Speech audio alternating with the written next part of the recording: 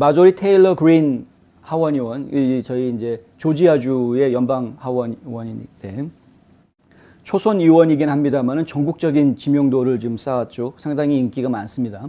이 그린 의원이 이렇게 인기를 많이 누리게 되는 것은 누구보다도 아주 소신 있게 강한 발언을 거침없이 해왔기 때문인데, 근데 이 그린 의원이 하는 이야기들 중에는 민주당 쪽이나 급진 좌파들 입장에서는 도저히 들어주기 힘든 그런 내용들도 있었던 것이 분명하죠. 그래서 민주당 쪽에서는 어떻게 해서든 이 그린 의원을 입막음하려고 5만 가지 작전을 좀 다 쓰고 있다. 지난번에도 제가 잠깐 보도를 해드렸는데 소송이 제기가 되어 있습니다. 그래서 소송이 내용이 뭐냐면은 소송이라기보다는 이제 주선관위원회에 고발이 들어온 것인데요. 주선관위원회에 들어온 고발 내용은 그린 의원은 출마 자격이 없다라는 겁니다. 이유는 수정헌법 제14조 3항 때문이다. 수정헌법 제14조에 보면은 이런 얘기가 나온다는 거죠. 이미 취임 선서를 해서 의회에다가 나는 헌법을 준수하겠다라고 선서를 한 사람들, 그런 사람들은 반란죄에 연루되어 있는 사람들은 안 된다는 겁니다. 반란죄에 연루가 되어져 있는 사람들은 이런 선서를 하고 취임하는 공직에 오를 수 없다라는 게 수정헌법 제14조에 분명하게 나와 있다는 것이죠. 그래서 그거를 빌미로 5명입니다. 5명. 지금 이 선거구에 그린 의원 선거구에 5명이 고발을 했습니다. 그 5명만 가지고 그들이 이렇게 쉽게 고발할 용기를 내지는 못했을 텐데 도와주는 단체가 있었습니다. 그 도와준 단체가 바로 Free Speech for People, 그러니까 국민들을 위한 자유 발언이라는 단체입니다. 말만 딱 들으면 Free Speech for People. 그러니까 그거는 굉장히 좋은 이름인 것 같은데, 근데 알고 보면 완전 좌파 단체입니다. 그러니까 people이란 단어가 들어갔던 게 이제 함정이었던 것 같습니다. 완전 좌파 단체입니다. 그 얘기는 잠시 뒤에 하도록 하고요. 어쨌든 그 단체는 변호사들로 이루어져 있는 단체이고 주로 헌법과 관련된 전문 소송 변호를 하고 있는데, 근데 이 사람들이 나서 가지고 우리가 이거를 도와줄 테니까 이제 정식으로 고발하고 법정 싸움 한번 벌려보자, 이렇게 지금 얘기가 된 거고요. 그래서 마조리 테일러 그린이 결국에는 이제 오늘 청문회에 출두를 하게 되는 그런 상황이 벌어졌습니다. 조지아 주 법에 보면은 주 선거구에서 각 지역구 선거구의 유권자, 정식으로 투표할 권한이 있는 유권자면 누구나 이렇게 고발할 수 있는 권리가 있습니다. 입후보한 후보자가 이 사람 자격이 안 되는 사람인데 이 사람이 입후보했다, 이 사람 자격 정지시켜야 된다라고 고발을 할 수 있는 그런 권한이 주어지게 돼 있고요. 이렇게 고발이 들어오게 되면 선거관리위원회에서는 이렇게 청문회를 먼저 개최를 하게 하고 행정법 판사가 판결을 내리도록 그렇게 합니다. 그러면 행정법 판사가 이런 식의 청문회를 열어서 원고 측, 피고 측, 이게 기소가 아니고 고발이기 때문에 이렇게 표현하는 게 맞는지 모르겠습니다만은 하여간 고발한 사람들과 변론할 사람들의 변론을 양쪽 의견들을 다 수렴을 하고 그 다음에 내부적으로 판단을 해서 그 결과를 주 법무장관한테 통보하게 되어 있습니다. 그러면 주 법무장관이 이 사람은 출마할 자격이 있다 없다라는 최종 결정을 내리도록 그렇게 되어 있습니다. 현재 주 법무장관은 브래드 래펜스버거입니다. 여러분도 잘 아시고 있는 라이노 중에 라이노, 완전 부패덩어리 정치인이기 때문에 행정법 판사가 어떠한 조언을 내리고 어떠한 결론을 내리던 간에 래펜스버거가 공정한 결과를 발표를 할지 상당히 좀 염려되는 부분이 있기는 합니다. 그럼에도 불구하고 일단 조지아 주 법에서 허용하고 있는 방법이기 때문에 일단은 이제 이런 청문회가 열리게 된 것이고요.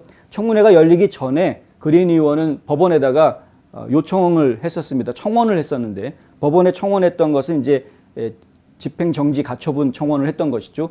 지금 이렇게 유권자들이 고발을 했는데 사실 이 고발한 사람들의 근거인 수정헌법 제14조 자체가 문제가 있는 헌법 조항이기 때문에 이것을 여기에다 적용하는 것은 옳지가 않다라고 이야기를 하고, 그래서 이 고발을 아예 기각시켜달라고 청원을 했었는데 연방 판사가 거부했죠.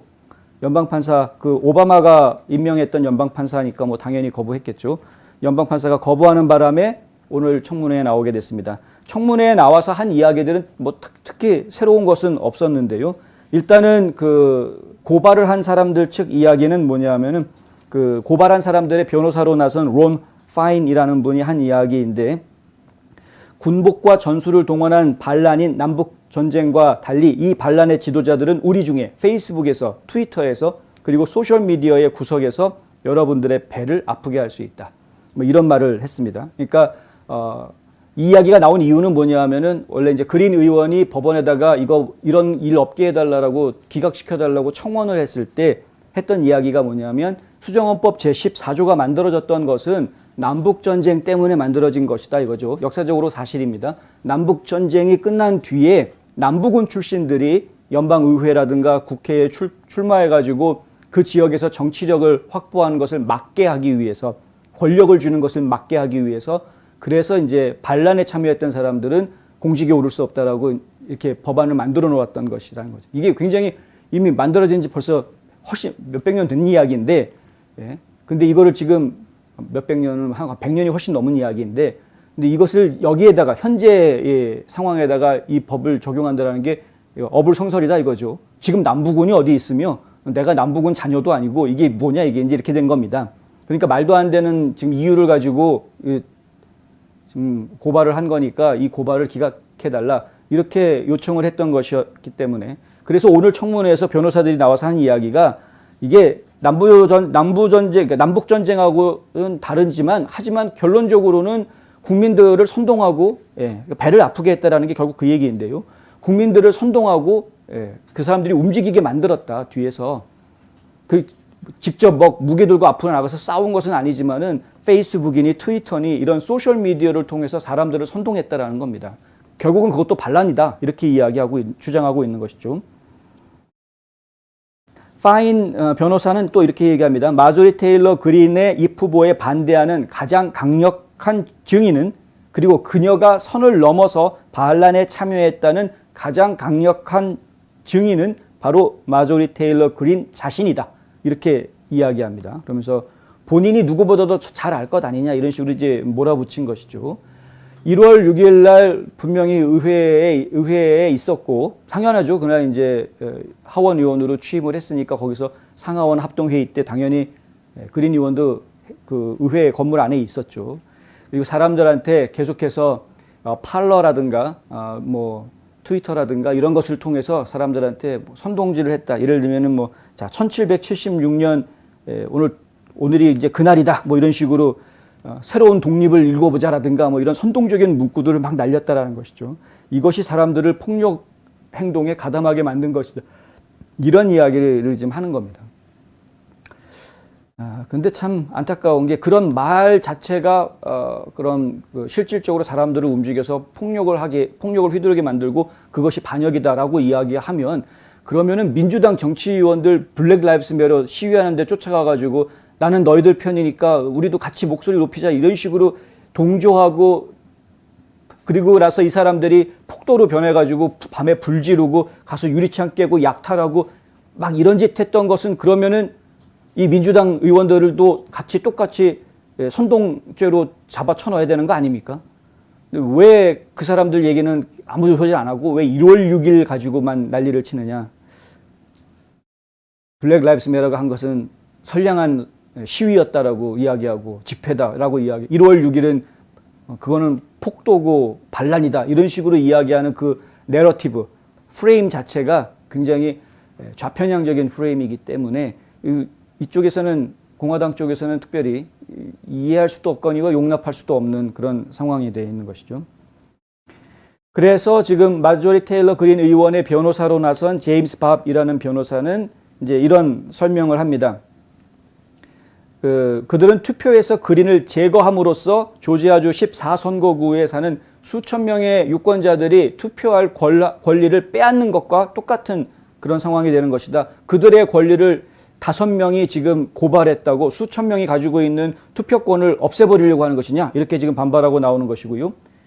그린은 의사당 공격에 가담한 적이 없다라는 이야기도 합니다. 합법적으로 정치 연설을 했을 뿐이지 의사당 공격에 가담한 것은 없다. 그린 의원이 트럼프 대통령을 만난 것은 부정투표에 대한 우려 때문에 만났던 것이었다. 정작 그린 의원은 이번 공격의 희생자였다. 그리는 겁에 질려 혼란스러웠고 자신의 생명이 위험할 수도 있었다고 믿었다. 그 의회에서 폭도들이 다 공격을 하면서 누가 누군지 뭐 압니까? 국회의원이 400명이 넘는데 그 상원까지 다 모였으니까 500명이 넘게 모여 있었는데 그 사람들을 전부 다 누가 누군지 어떻게 알아보냐 이거죠. 그러니까 오히려 그린 의원 같은 경우에는 폭력을 선동한 인물이라기보다는 이것이 폭력 사태로 변질되면서 그 피해자의 한 사람으로 이야기하는 것이 옳다라는 게 이제 제임스 바 변호사의 이야기였습니다. 그런 부분들은 저희도 충분히 이해가 된다. 한 가지 흥미로운 사실은 이번에 그 고발한 5명의 유권자를 대변해서 변호를 해준 단체 Free Speech for People이라는 이 단체 궁금해서 저도 찾아봤습니다. 그랬더니 공동 설립자에 2명이 같이 설립을 하는데요. 한 명은 누구냐면 존 보니파즈는 하버드 로스쿨 출신의 변호사이고요. 주로 이제 그 헌법이라든가 인권, 환경 문제 이런 것들의 소송을 전문으로 맡는 변호사라고 합니다. 인권 문제, 환경 문제 소송 받는다 하니까 벌써 느낌이 싸하게 오죠. 여기에 이 사람이 2006년도에 매사추세츠에서 주 국무장관 선거에 출마한 경력이 있습니다. 2006년에 당연히 민주당 후보로 출마를 하고요. 당적도 민주당입니다. 한번 탈당했다가 다시 돌아옵니다. 민주당원입니다. 그리고 또 다른 공동 설립자, 이 사람 지금 이사장을 맡고 있는 사람인데 벤 클레멘트라는 사람인데 이 사람은 코넬 로스쿨 출신의 변호사이고요.